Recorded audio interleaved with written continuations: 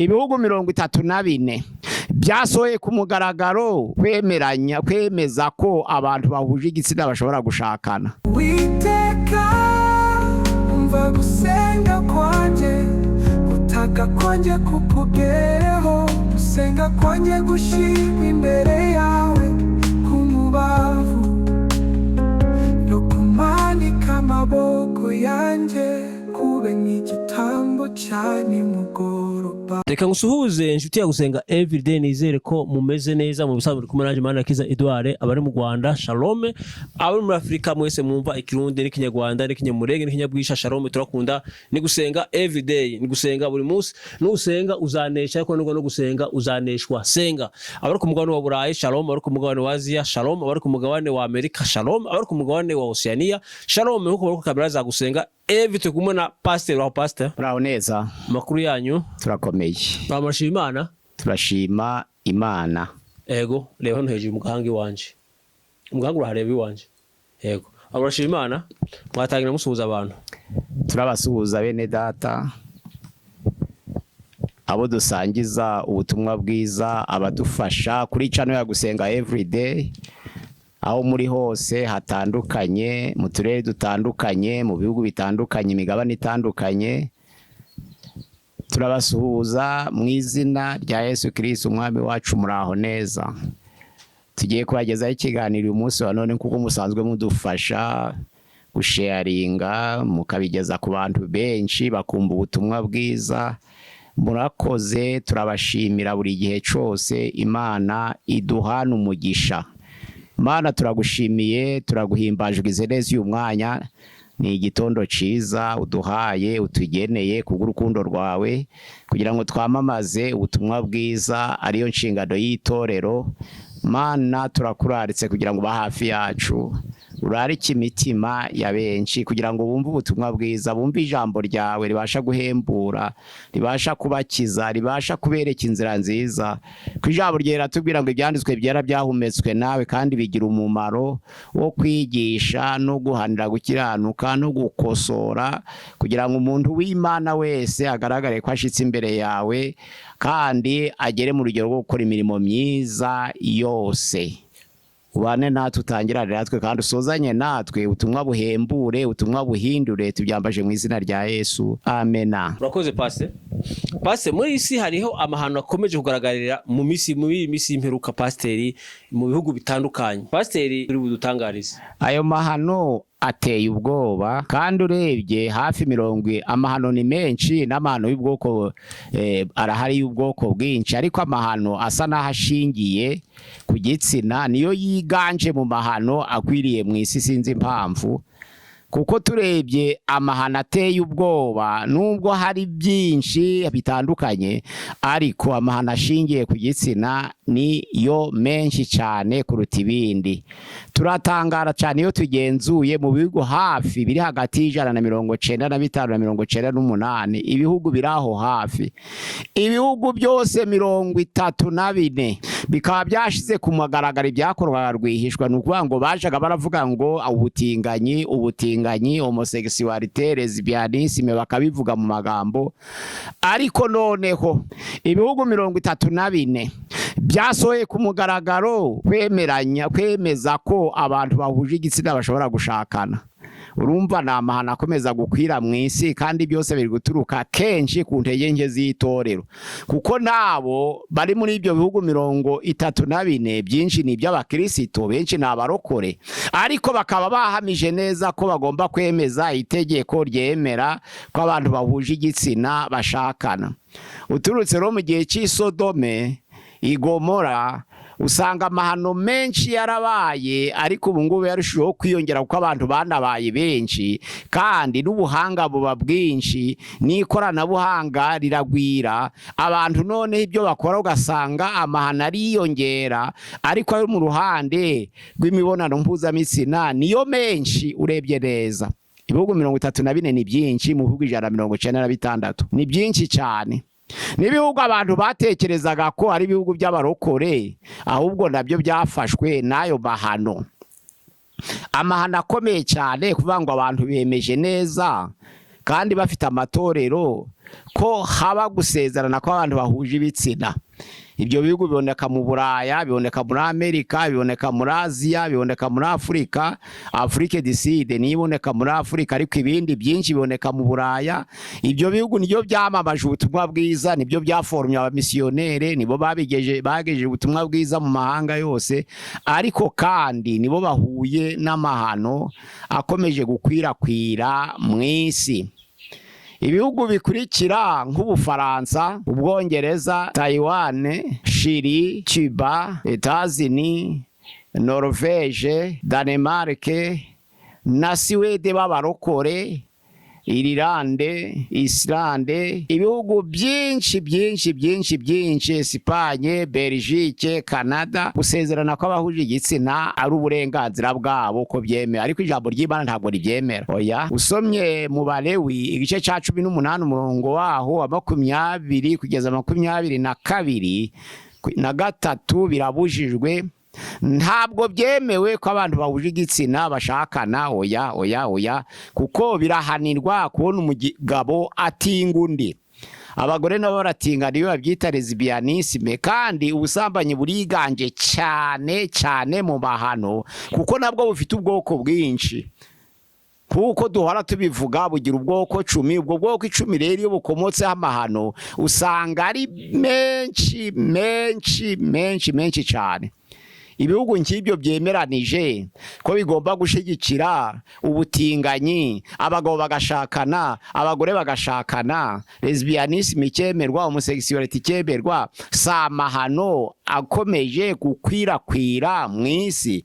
Ni koko ishusho yayo yahozeho, ariko kandi birakabije mu minsi y'imperuka kw'amahano akomeje gukwirakwira mu isi, kandi byaba bigaragaza ko na Yesu agiye kugaruka, kuko iyo amahano abaye menshi ayaba ico bifutuye, kandi nta kindi kizamuzana ni ugutwara biteguye no guhana abanze kwizera, nta kindi.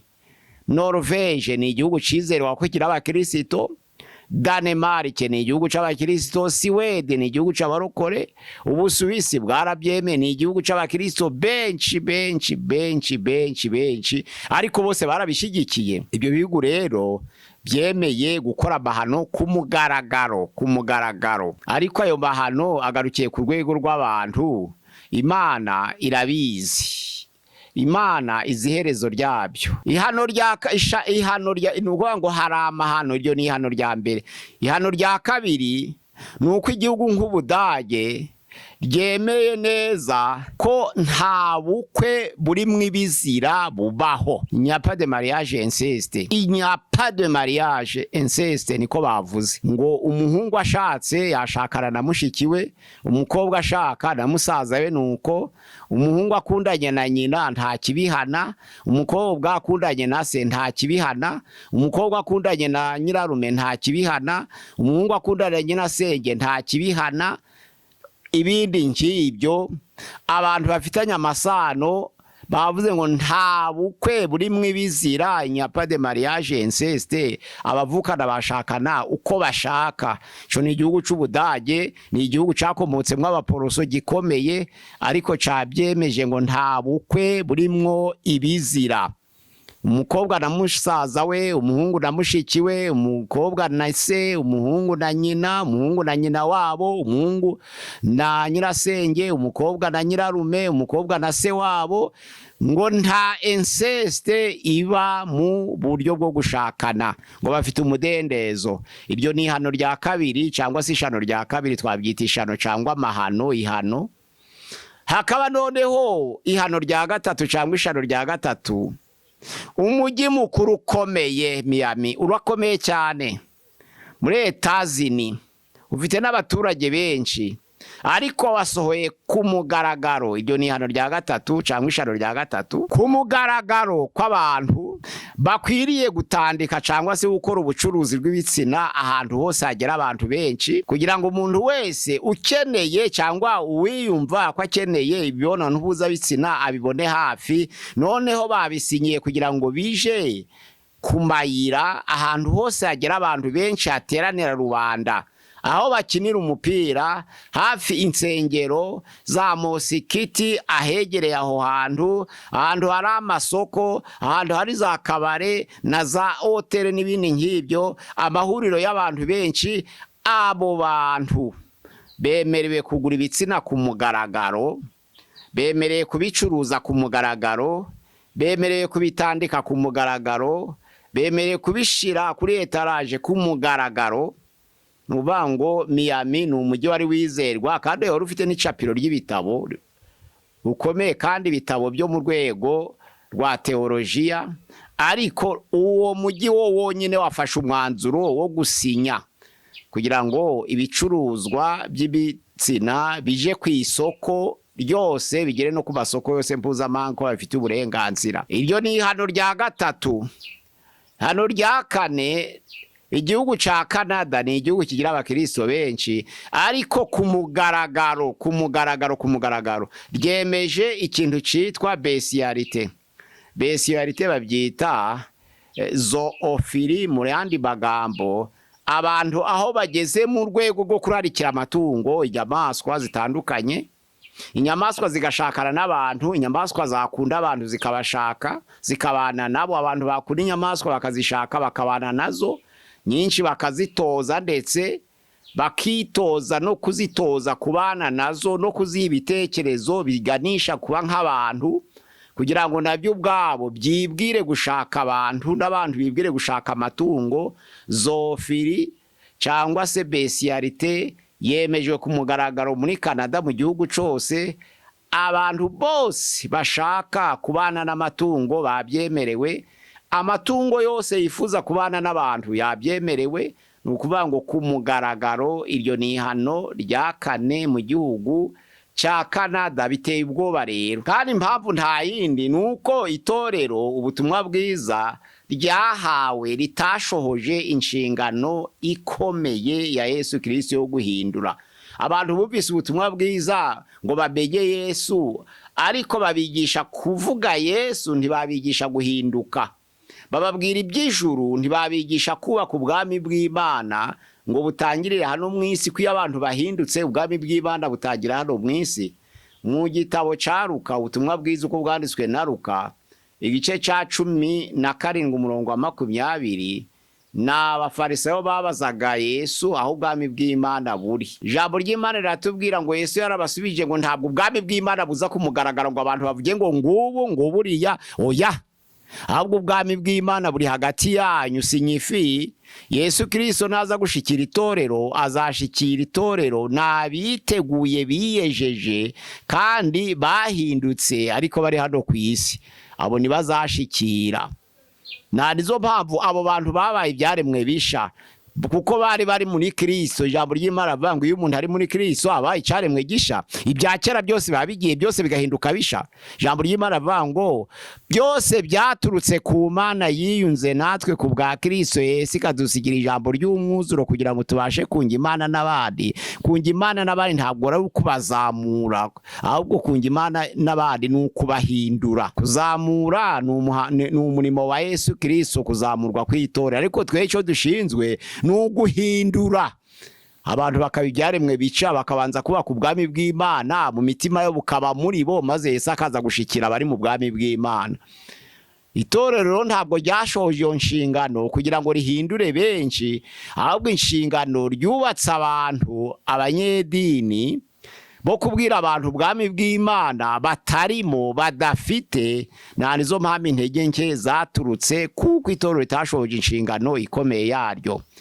Canada rero yasinye ko bestialite nta kibazo, wakunda itungo iryo ari ryo ryose ngo ko yabana naryo. Canada yasinye, kandi ni igihugu kigira abarokore benshi, ni igihugu kigira abavugabutumwa benshi, ni igihugu kigira abapasiteri benshi, n'umubare w'abakristo muri Canada uri hejuru, ariko cyabisinyiye kirabyemeza kubera umudendezo. Ariko ijambo ry'Imana riravuga ngo koko mwahabagariye umudendezo, ni mu Bagalatiya igice cya 5:13, ariko ntimugire umudendezo wanyu urwitwazo rwo gukora ibya kamere. Ntimugendere mu mubiri kubera kugira ngo musohoze umudendezo wanyu ngo mukore ibya kamere. Ni koko hari imirimo ya kamere iragaragara, hariho n'imbuto z'umwuka ziragaragara, ariko noneho umudendezo w'abantu wari ukwiriye kuba umudendezo wo kubahuza n'imbuto z'umwuka, nk'uko byanditswe mu Bagalatiya igice cya 5 umurongo uturutse kuri 19 kugera kuri 22. Hari imirimo ya kamere ibanza, ariko hari n'imbuto z'umwuka. Baravuga ngo imirimo ya kamere ngo niyi, ngo nukuraguza, nubusambanyi, nugusenga ibishushanyo, nukwica, nukwiba, nugutingana, ni abanyabinyoma. Abo bose ni imirimo ya kamere igaragara aho hantu. Noneho rero baravuga ngo ariko imbuto z'umwuka ni urukundo, ni amaho, ni ibyishimo, ni amahoro, ni ukwihangana, ni ukugira neza, ni ukugwa neza, ni ingeso nziza, ni ugukiranuka, ni ukwirinda. Ijambo ry'Imana riravuga ngo abameze batyo cyangwa se bimeze bityo nta tegeko ribihana. Ariko none abameze nk'abo bo haraguru bakora imirimo ya kamere, bahinduye umudendezo wabo urwitwazo rwo kugendera muri kamere, abo bafite akaga gakomeye cyane. Nibo bari gusohoza amahano ari gukwirakwira mu isi. Noneho rero igihugu cya Espagne naco cemeye ku mugaragaro, kandi ni igihugu gikomeye. Espagne ni plus catholique kurusha ahubwo da Italy, bare w'abakristo benshi mu Gatolika. Espagne ni ifite benshi, Italy ifite ubutegetsi bwa Gatolika, ariko Espagne ni ifite umubare w'abagatolika benshi. Ariko bemeje ku mugaragaro ko pornography ari ikintu cyo kwishimisha, ko nta kibazo gihari. Abantu bakareba ibikorwa by'abambaye ubusa, bakareba ibikorwa by'abaranda n'amatungo, bakareba ibikorwa by'abagabo benda, bakareba ibikorwa ku mugaragaro nta rutangira, kandi ari igihugu cujuje abakristo, ariko cabyemeje ngo pornography nta kibazo. Ariko hari ikibazo. Iyo abantu bavuga ngo nta kibazo, haba hari ikibazo, kuko bari ku Rwanda ari ikibazo. Ubundi umwanditsi umwe yavuze ko nta Mana ibaho, witwa Sartre, yavuga ko nta Mana ibaho. Yavutse 1905, yapfuye 1980. Yabanjiye kwigisha ko nta Mana ibaho, arigisha, yandika n'igitabo gihakana, kuko yavugaga ko Imana ntibaho kugira ngo umuntu abone umudendezo. Noneho biba muri atheisme de Sartre, yigisha ko nta Mana ibaho.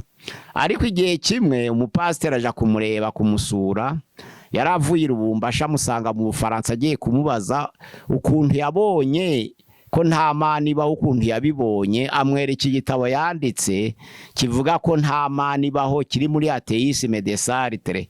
Noneho wa mupasiteri aramubwira ati ese igitabo wacanditse igihe kingana iki? Nakoresheje imyaka 6 kugira ngo iki gitabo gisohoke. None se iki gitabo wacandikaga imyaka 6 ntabwo washoye imbaraga? Narazishoye. Uvuga ko nta Mana ihari, none se niba Imana idahari, kuvuga ko nta Mana ihari bikagushora imbaraga, kandi ari byo byaturutse kuki? Ni ukuvuga ngo warwanaga n'ikitariho. Niba waravuga ngo nta Mana ihari kandi ukarwana no kubyemeza abantu, ni ukuvuga ahubwo kurwana nabyo warwanaga n'Imana iriho. Uwo ni Sartre, muri nikitwa Wakubikara, ni wabazaga Jean Paul Sartre, amusanze mu Bufaransa avuye Gatanga. Ubwo ni ukuvuga ngo abantu benshi bahakana rero iby'Imana, nuko babazi ko bihari, ariko kuko bibaremereye bagashakisha intambara yo kubihakana. Espagne rero ni igihugu gikomeye, ariko cashize ku mugaragaro ko pornography igomba kwemerwa muri mazu, muri za societe zose, ahantu bakinira, ahantu bakorera, ahantu bicaye, abantu baruhukira, kwigomba kwemerwa. Kandi Abaespanyole bose babyemeje, biba bigeze hagari, kuko hari intara nyinshi ziba muri Belgique z'Abaespanyole, intara ziba mu Bufaransa z'Abaespanyole ziba yabyemeje, kuko no muri Afrika barahari. Iryo ni hano rya 6 rya 5. Noneho rero Uruguay nayo amasezerano yo kuvuga ngo abantu bose bakeneye gushakana cyangwa se babyimvamo bashakane bitarebye imyaka 2, imyaka 5, imyaka 7, imyaka 8, imyaka 9, imyaka 12, abo bantu bose ni uburenganzira bwabo. Babaye babyimvisemo nta ugomba kubahohotera ngo ababuze, bagomba kubana. Ikigezi nuko baba barabo mu rungano rumwe, imyaka 5, imyaka 7, imyaka 9, imyaka 12. Ubundi hari ibihugu byemera ko abantu bashakana bafite imyaka 18, niyo myaka abantu benshi bahuriraho. 18 abantu benshi bayihuriraho, ariko amategeko y'u Rwanda yemera 22, niyo myaka ashingiraho amasezerano. Noneho rero ntabwo wasezerana n'umugabo udafite imyaka 21 uri umukobwa, ariko ntiwasezerana n'umugore udafite imyaka 22 uri umuhungu. Ibyo ni ihame, ni itegeko nshinga. Ariko hari ibindi bihugu byemera 18, hari ibindi byemera 15, hari abandi batabyitaho ngo babitekerezeho. Ariko ibyo byose ni ukwerekana ko imperuka iri bugufi iyo abantu batangiye guhinduka ibivuguruzi byanditswe byera. Ku ijambo ry'Imana ntabwo rivuga imyaka abantu bakwiriye gushakana bamaze, ariko muri principe divin ya Église de l'unification du christianisme mondial ya Muni, yo yashizemo imyaka abantu bakwiriye gushakana bamaze. Nukuvuga ngo bavuga ko hari stade de formation, hakaba stade de croissance, hakaba stade d'achèvement. Noneho uri stade kagira imyaka 7 formation, 7 croissance, 7 achèvement. Noneho abantu bafite imyaka 21 bakwiriye gushakana ukurikije idini n'amahame y'abamuniste cyangwa se ubumwe bw'amatorero ya gikirisito mwisi, Association pour l'unification du christianisme mondiale, bayita munisme ya Muni San Myange Muni. Bemera ko abantu bakwiriye gushakana bafite imyaka 21. Ubwo ni ukuvuga ngo niba imyaka 21 ariyo bamwe bemeza, niboneka muri principe divin, nimwiboneka muri Bibiliya yitwa Bibiliya ya principe divin y'abamuniste. Ni ukuvuga rero ko ntabwo abantu bakwiriye gukora ibyo bishakiye. Abantu bakwiriye gushakana bakuze bageze igihe.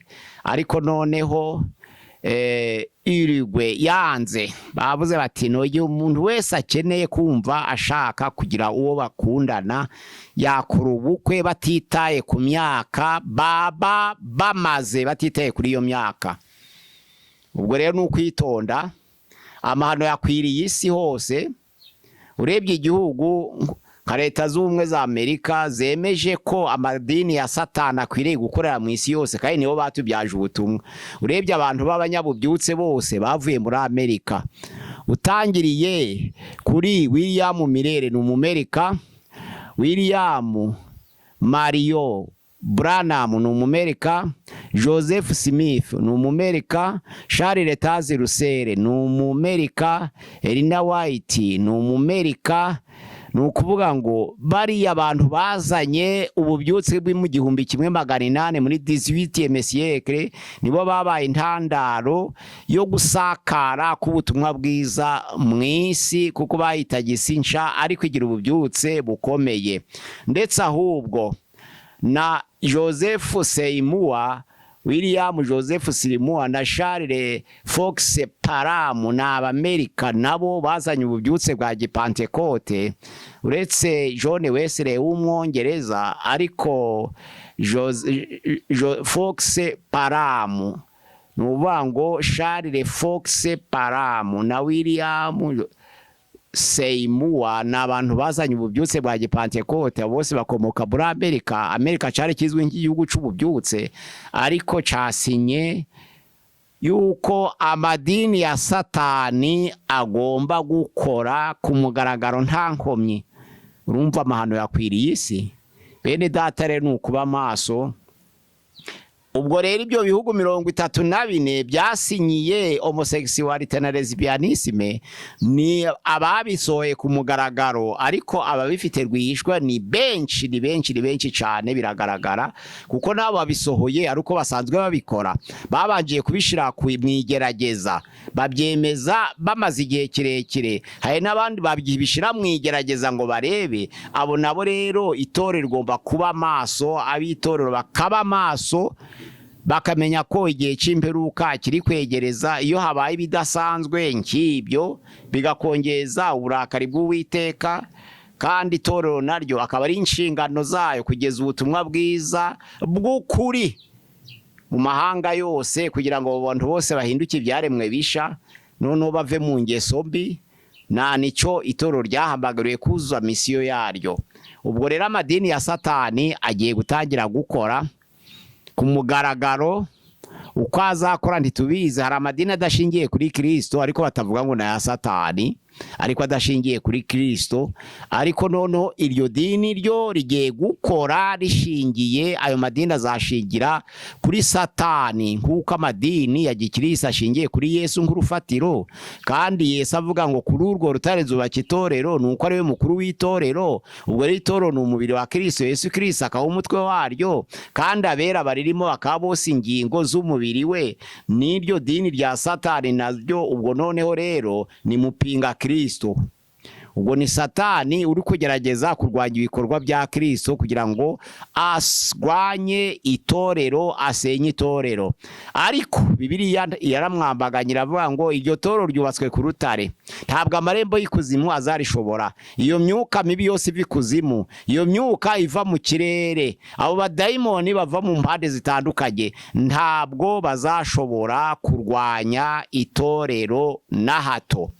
Nukwirinda rero mwakumva ikintu cyitwa homosexualité lesbianisme, mukirinda mukamenya ko amahano yakwiriye isi. Mwakumva bestialite ko abantu bemerewe gushakana n'amatungo, mukamenya ko ishano ryagwiriye isi. Mwakumva ko nta bukwe burimo ibizira mubavukana, mukamenya ko ari amahano yakwiriye isi. Mwabona abantu bari kugenza cyangwa se bari kubunza ibitsina babigurisha mu maguriro yose, barabigize ubucuruzi bukomeye, mukamenya ko amahano yagwiriye isi. Mwabona abantu batangiye kwerekana amashusho adasanzwe ayobya, asenya ibitekerezo by'abantu, y'abantu bakora imibonano mu kavuyo, mukamenya ko amahano yagwiriye isi. Abantu bose nabo batavuga Yesu rero bakamamaza undi mwami utari Yesu Kristo, muzamenye ko amahano yagwiriye isi. Mukabona none hari ubukwe hagati y'abantu batujuje imyaka y'igeno, bakavuga ngo nuko abantu bafite umudendezo, abana bato, mukamenya ko ari amahano yagwiriye isi. Imana ifasha abera b'Imana kwitegura, Imana ifasha itorero kuba maso, Imana ifasha abahamagawe kurwanya ibyo bintu. Ni igihe gikomeye, ni igihe kiruhije cerekana ko isi igeze ku herezo. Pastor nize mpamvu nyamukuru ibihugu byahisemo gushiraho nk'ayo mategeko gushingirana kw'abahuje ibitsina? Ayo ibyo bihugu byabishizeho kubera ko ubutumwa bwiza bakiriye butageze ku ntego ngo buhindure. Cyo ni icyambere. Ariko na hari ubutumwa bwiza amahano, ntabwo ubutumwa bwiza bwaje kumara amahano, kuko abo kurimbuka barahari. Yesu yaravuze ngo nta numwe nasigaje mu wampaye uretse umwana wo kurimbuka. Ni wo mwana wo kurimbuka hari rero. Ariko ubutumwa bwiza ibihugu byakoze ayo mahano byakiriye ubutumwa bwiza. Afrique du Sud nicyo gihugu cyagize iterambere muri Afrika, ariko kuko batakiri ubutumwa bwiza ngo buhindura, byatumye abantu batekereza ukundi. Ariko na Satani nawe aho Yesu akora, ntabwo Satani yemera kuba shoberi, kandi nawe azabe nk'uko ijambo ry'Imana avuga ngo Uwiteka azabe. Nubwo bamwe bayoba bakava mu byizerwa bagatangira kwigisha ko umuzuko warangije kubaho, ariko ijambo ry'Imana tubwira ngo urufatiro rw'Uwiteka ruracahagaze, rwanditsweho ikimenyetso ngo Uwiteka azabe. Ni koko hari ubutumwa bwiza no haza amahano, ariko nukangurira amatorero kugira ngo akanguke, amenye ko ibyo ari inshingano zabo, kwamamaza ubutumwa bwiza bwa Kristo burwanya amahano yagwiriye mu isi. abantu ro kwemeza ubutinganyi babyita iterambere, babyita uburenganzira, ariko Pawulo yabikomeje avuga ngo uburenganzira ntabwo bwari bukwiriye kuba urwitwazo rwo gukora ibya kamere, ntabwo byari bikwiriye kuba urwitwazo ngo nuko ari uburenganzira. Uburenganzira nyakuri nubwo gukora ibyiza kandi nubwo gukora ibishimishije Imana. Ibyo bintu ntabwo bihesheje Imana icubahiro. Gutanga uburenganzira rero nukugwa umwuka wa Satani warangije kugariza abantu nta kindi. Pastor akoze pwese kwemeza ibi bishimangira uburenganzira bw'ikirema muntu canke bisenya umuco. Bisenya, ubwo burenganzira burasenyuka, kuko nta bintu bibiri byavuga kuri kimwe bitumvikana. Ni ukuvuga ngo ntabwo ari ibyo kwamamaza uburenganzira, bwo ni ibyo gusenya, ni ugusenya umuco. Kandi ibintu bisenge mu muco ni ukwitonda, kuko hari imbago z'umuco n'itorero la kirisiyanisime. Rero ni ukwitonda kugira ngo ibisenye umuco bidasenya n'ubutumwa bwiza. Pase niki kibaho iyo indangagaciro gakondo zisimbuwe n'izigezweho zidafite imizi? Oya, izigezweho ni z'abanyamahanga. Ubundi iyo bavuga ngo indangagaciro gakondo ni iz'abasogokuruza. Izo ndangagaciro nazo gakondo abazanye ubutumwa bwiza nabo bahindura. Hari abakomeje gukomerera muri gakondo kandi basa n'abakira ubutumwa bwiza, kuko ubutumwa bwiza buhindura abantu bose, baba abiterambere ubutumwa bwiza burabahindura, baba abaheranywe n'umuco ubutumwa bwiza burabahindura. Nuvuga ngo ntacu ubutumwa bwiza budahindura. Nabo b'umuco nabo bakwiriye guhinduka bakumva ubutumwa bwiza. Ntabwo ubutumwa bwiza ari ubw'abiterambere gusa, n'abagumye kuri gakondo y'umuco bakwiriye kwakira ubutumwa bwiza bagahinduka. Pastor akoze Pastor, ese umuryango shingiro wa societe uhindutse ute? Umuryango shingiro wa societe biterwa na societe yariyo. Amerika ifite societe yayo, Afrika ifite societe mu buryo bw'imibereho ya buntu y'abantu batuye. Ye imibereho y'abantu bo abatuye mu migabane itandukanye yo mu isi ntabwo bafite societe zikora kimwe. Hari ibyo twamagana, hari ibyo bemera, hari ibyo bamagana tukabyemera. Ubwo ni za societe zitandukanye. Noneho umuryango wa Gikristo wo ni ukugenda nka Yesu nta kindi. Nuguhindura, niyo nshingano ikomeye. Amahanga yose kuba bigishwa ba Yesu nugusana Yesu. Na Pawulo avuga ngo mugere ikirenge mu cyanje, Abakorinto 2:11, nkuko nanje nkigera mu ca Kristo nukugenda nka Yesu. Yesu yagenda gate? Yesu yagenda gase mu byiterambere. Yesu si yaheranywe n'umuco, yaheranywa n'umuco ntiyari kuva mu Bayuda ngo abwirize atangize kirisiyanisime. Nawe ntabwo yaheranywe n'umuco, kuko umuco wa Yesu wari w'Abayuda, ariko abakebwe n'abadakebwe ababwiriza ubutumwa bwiza. Narizo mpamvu yavuze ngo nta Muyuda nta Mugiriki, nuko yari gushaka kubwira n'abakomoka muko batagomba kwishingikiriza inkomoko yabo. N'umuco rero wabo nawo ugomba guhinduka, wabo w'Abayuda, wabo w'Abafaransa, wabo w'Abirigi, bose bakakira Yesu, kuko n'Abanyafrika nabo bawureka bakakira Yesu. Pastor akoze Pastor, aya mategeko ahurira he n'inyigisho za Bibiliya? Arwanya inyigisho za Bibiliya, kuko mu gitabo c'Abalewi havuga ko birabujijwe kugirana urukundo n'amatungo. 18 utagire ku murongo wa 20 kugeza ku 23. Ico gitabo kitubwira ko no gushakana n'umuntu buzanye amasano nabyo atari byiza, bitemewe. Ico gitabo kitubwira ko n'ubutinganyi nabwo butemewe. Abagabo bashaka n'abagabo bendana nyine, cyangwa se abakobwa bakora lesbianisme, Bibiliya itubwira ko batemewe, bitemewe.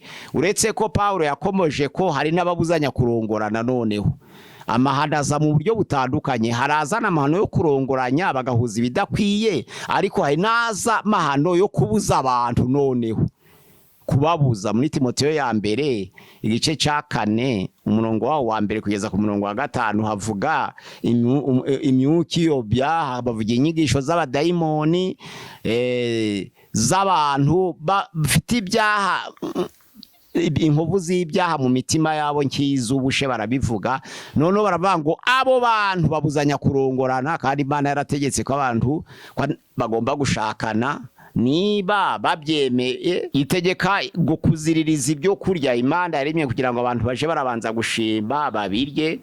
Ibyo byose amahanaza mu buryo butandukanye. Hari amahana abuzanya no kurongora, ariko natanga kurongora mu buryo butari bwo. Kurongora mu buryo bwo nta kibazo, ari uburyo bwemewe n'ijambo ry'Imana. Pase kuki amatorero amwe acishise mu gihe nk'iki ibitangazwa bihabanye n'ukuri. Amatorero menshi ntabwo abishigikiye Kubera ikacecetse. ahubwo ntabwo abyumva. Hariho ubushobozi bwo kwamamaza ubutumwa bwiza benshi badafite. Ni ukuvuga ngo iyo umuntu adafite ubutumwa bwiza ntabwo yabuha abandi. Ni ukuvuga ngo ubutumwa bwiza bakiriye ubutumwa bwiza bubajana mu ijuru, barabyamamaza, bumva bashaka kuja mu ijuru, ariko ubuhindura kugira ngo abantu babe byaremwe bisha benshi ntabwo babwakiriye. Ubuhindura rero nibwo bukwirakwira bugahindura isi, kuko ico twahamagariwe ntabwo ari ukubana n'isi ariko tugahindura isi. Yesu yaravuze ngo simvuze ngo bakure mu isi, ahubwo bakize umubi abaturane nabo, kuko imbuto z'abakristo nizo zihindura abari mu isi, kuko Petero yabikomoje. Pastor urakoze. Pastor, ese kwemera ibimenyetso ni ubwigomeke bw'isi ku Mana? Ese kwemera ibi ni ikimenyetso c'ubwigomeke bw'isi ku Mana? Hari igihe Imana biba ngombwa ngo ikanguza abantu ibimenyetso, ariko ibimenyetso bikangura abantu biri mu buryo butandukanye. Hari ibimenyetso by'inzara, hari ibimenyetso by'intambara, hari ibimenyetso by'indwara. Ibimenyetso bikangurira itorero guhagarara neza no gushikama ni byinshi, ariko n'ibyo nabyo bishobora kwereka itorero igihe kigeze bagakanguka, kuko ababikora benshi babaye abayobozi b'amatorero, ababikora benshi ni abakristo babatijwe. Biragaragara rero ko iyo abantu babonye nk'ibyo by'amahano bidasanzwe, ni mubona ibi, hari ikintu bashobora kwibaza, kandi Imana hari ikintu ishobora kubahishurira kugira ngo bamenye ko isi igeze ku butemutemu. Hari ikintu byakangura mboni kubaho kwabyo ntabwo bihagaritse ubutumwa bwiza ku itorero ry'Imana, ryo rizahoraho kandi itorero ry'Imana rizakomera iteka ryose, ariko bikanguriye abantu bari guceceka basinziriye bibagiwe kwamamaza ubutumwa bwiza, kugira ngo noneho bashikame bakanguke bagire umurava wo guhindura amahanga. Pase, ni gute abizera bakomeza kuvuga ukuri batagize uwo bahemukira? Abizera bakavuga ukuri ntawe bahemukiye. Umuntu wese uri mu mubiri arahemuka, ariko agahemuka bimucitse atateguye guhemuka. Nuvuga ngo abizera bavuga ukuri. Guhemuka k'umuntu tushobora kubijera, ariko nta muntu ufite umubiri udahemuka. Ariko noneho ntidutegure guhemuka, tugahemuka byadutunguye, ko nta mukristo utegura icyaha.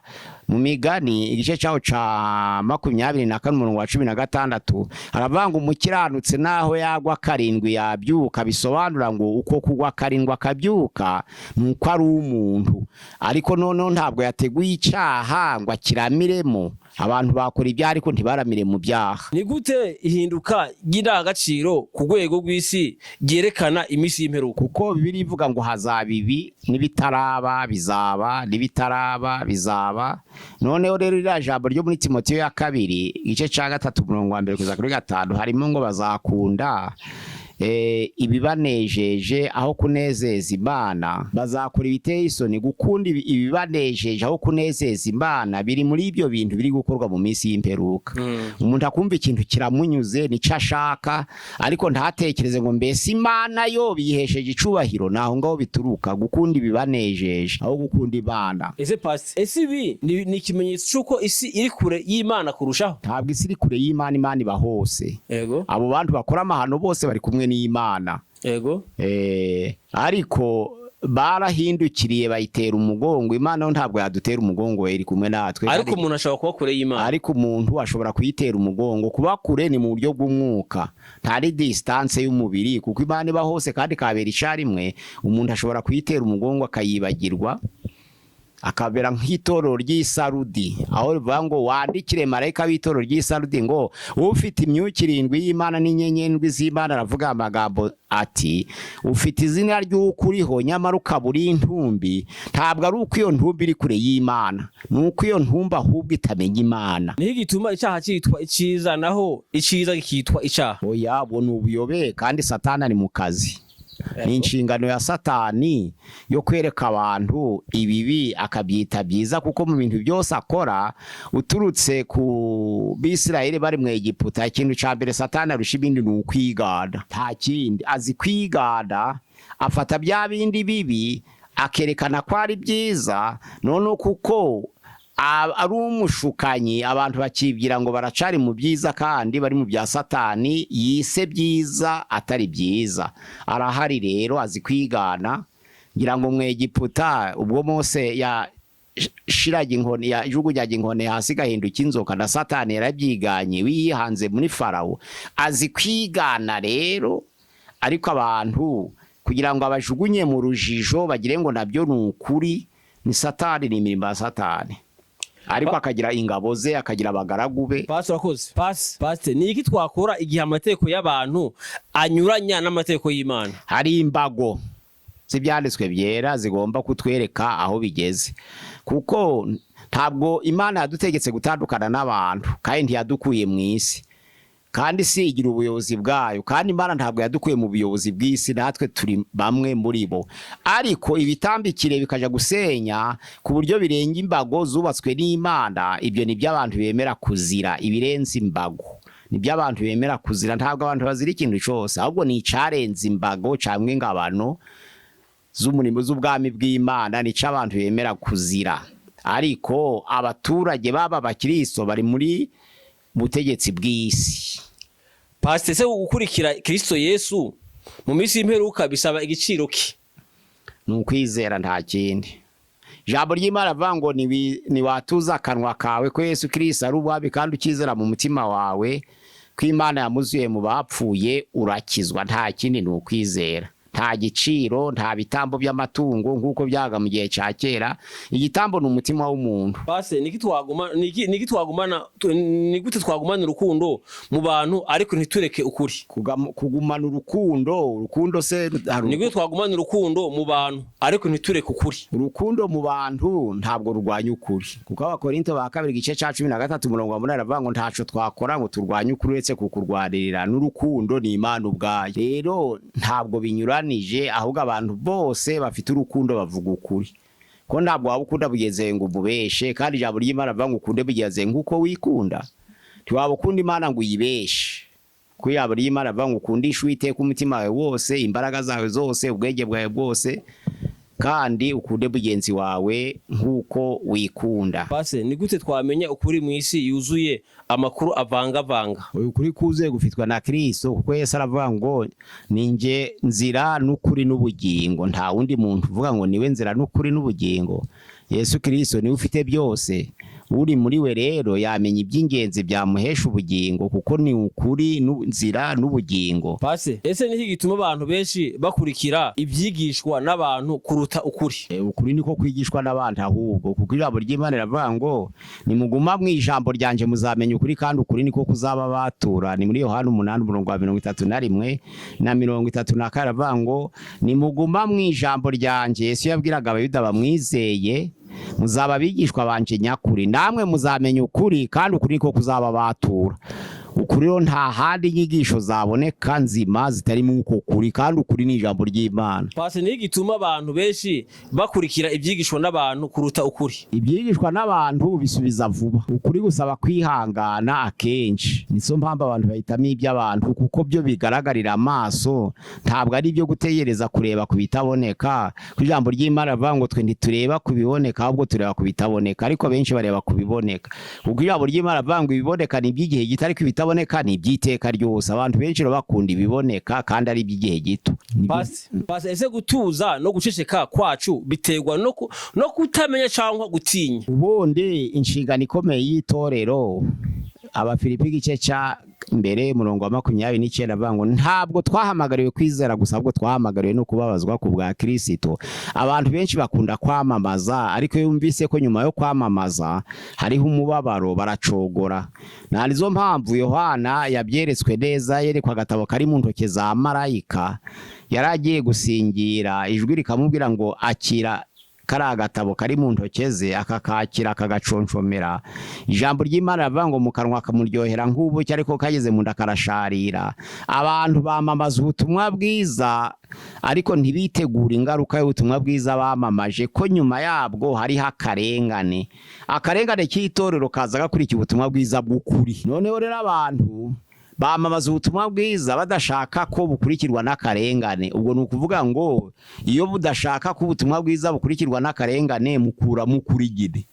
nta kindi. Ese pasi, ese dufata ivyemezo dushingiye ku bitekerezo byacu cankwa ku vy'abandi? Ibitekerezo tubifatira kuri ijambo ry'Imana iyo turi abakristo, abafatira ku by'abandi ni abapagani, ariko ab'Imana barebera ku byanditswe byera. Nta handi bakura igitekerezo cyo kwamamaza, nta handi bafata umwanzuro. Pase niho gituma icaha kigaragara nk'ikintu gisanzwe? Oya, biterwa n'ahantu, biterwa n'umuntu, kuko hari amasekuruza ahambiriye ku bintu, kandi ibyo abantu bita ibyaha byose si byo byaha, n'ibyo abantu byo bose bita ibyiza si byo byiza. None se ku ijambo ry'Imana avuga ngo mu minsi y'imperuka hazadukaba umwuka mubi uyobya, aho abantu bazaba bameze nk'abafite ibyaha by'ubushe mu mitima, nk'ubushe mu mitima yabo. Urabona ko abo bantu si abakristo bigisha. None se ko bigisha, ibyo bigisha ntibabyita byiza? Niba umuntu yigisha ngo kurongorana ni icaha cyangwa kutarongorana ni icaha, Bibiliya ntabwo ari kwivuga. Niba umuntu avuga ngo kurya ibi ni icaha, kutarya ibi ni icaha, ni ukwitonda. Bibiliya hari icyo bivugaho. Nizo mpamvu ijambo ry'Imana ni rwo rufatiro abantu bakwiye kugendera batarebye amabwiriza n'amaprincipe n'amategeko y'abantu. Pasi, nkibariza akabazo kamwe gasanzwe. Ese pasi, ni ryari uheruka kumva ijwi ry'Imana mu mutima? Ijwi ry'Imana mu mutima ndarihorana. Ijwi ry'Imana se riva mu mutima w'umuntu. Urakoze. Pasi, ni ryari bwa nyuma wumvise umutima nama wawe ugukangura? Iyo habaye ibimenyetso bikangura nyine, iyo habaye intambara wumva wibutse, iyo habaye inzara wumva wibutse, iyo habaye indwara wumva wibutse, nta kindi. Indwara za covid zikangura abantu bakibuka, inzara ya rumanura ikangura abantu bakibuka, inzara ya ruzagayura ikangura abantu bakibuka, noneho nk'indwara ya diabete cyangwa se indwara y'icorezo ikangura abantu bakibuka, nka macinya ya 1917. Izo ndwara zose zagiye zibibika, tuzagiye zikangura abantu. Ico bitwibutsa gusa ni uko yabaye ibimenyetso abantu bibuka aho bahagaze. Pase, niki cyatumye urukundo rukonja mu bantu benshi? Mu gusoza k'ubuhanuzi mu minsi y'imperuka, urukundo rwa benshi ruzakonja. Ubuhanuzi bwa Matayo 24 ruvuga ko mu minsi y'imperuka urukundo rwa benshi ruzakonja, kuko abantu baza badakundana, ariko ruzakonja urwa benshi, nta rurwa bose. Pase, niyo gituma impuhwe zarashize mu bantu, biterwa niki? Ntabwo zashize mu bantu, zashize muri bamwe. Ego. Ibyo rero nto twafata umwanzuro ngo tuvuge ngo impuhwe zashize. Hari abakigira impuhwe na n'uyu munsi wa none, hari abatazigira, kuko na kera hari abatazigiraga, hariho n'abazigiraga.